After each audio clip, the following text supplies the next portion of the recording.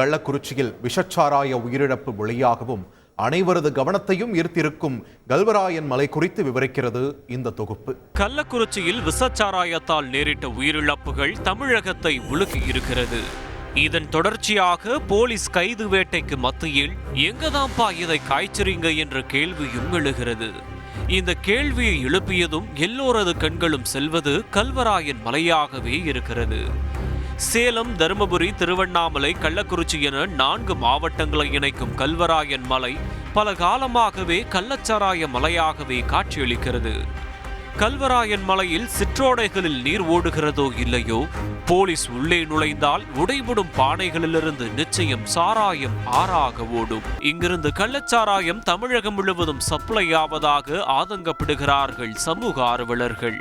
கிட்டத்தட்ட 1100 சதுர கிலோமீட்டர் பரப்பளவு கொண்ட மலையில் ஏதாவது ஒரு மூலையில் எப்போதும் சாராய உலை குதிக்கத்தான் செய்யும் என்பது அவர்கள் குற்றச்சாட்டு.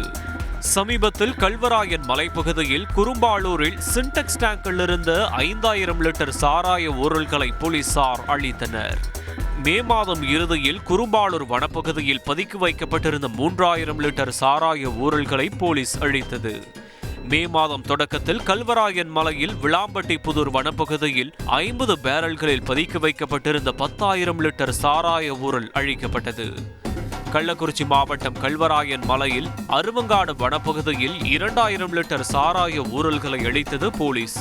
ஜனவரியில் கல்வராயன் மலையில் சிறுகளூர் நீர்வீழ்ச்சி பகுதியில் சுமார் 6000 லிட்டர் சாராய ஊரல் அழிக்கப்பட்டது. பொங்கல் விடுமுறையில் விற்க கல்வராயன் மலையில் தயாராக இருந்த 1600 லிட்டர் சாராயத்தை கண்டுபிடித்து அழித்தனர் போலீசார். இதெல்லாம் லிஸ்டில் வந்தது. லிஸ்டில் வராதது எவ்வளவோ என்ற பேச்சே எழுகிறது.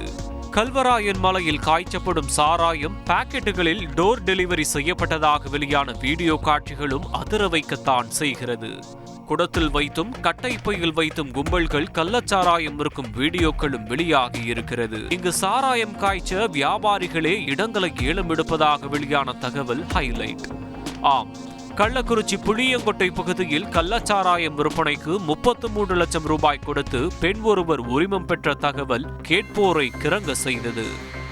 இதுபோல் வேலூர் மற்றும் திருவண்ணாமலை மாவட்டத்தில் பறந்து விரிந்துள்ள ஜவ்வாதுமலை, ஆம்பூர், வாணியம்பாடி, திருப்பத்தூர், ஜோலார்பேட்டை, நாற்றம்பள்ளியில் தமிழக ஆந்திர எல்லையில் இருக்கும் வனப்பகுதிகள், ஆரணி ஊசிமலைக்காடு, குடியாத்தம் சாத்கர் மலை, கங்காசரம் மலை, வாணியம்பாடி, மாதகடப்பா மலை பகுதிகளிலும் சாராய உலைகள் உடைக்கப்பட்ட வரலாறும் இருக்கிறது.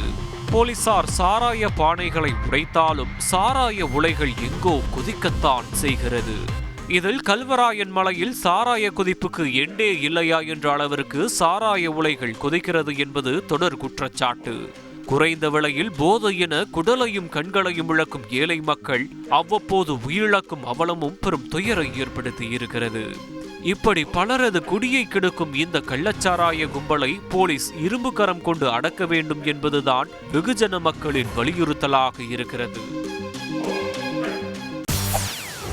செய்திகளை உடனுக்குடன் தெரிந்து கொள்ள உடனே சப்ஸ்கிரைப் பண்ணுங்க.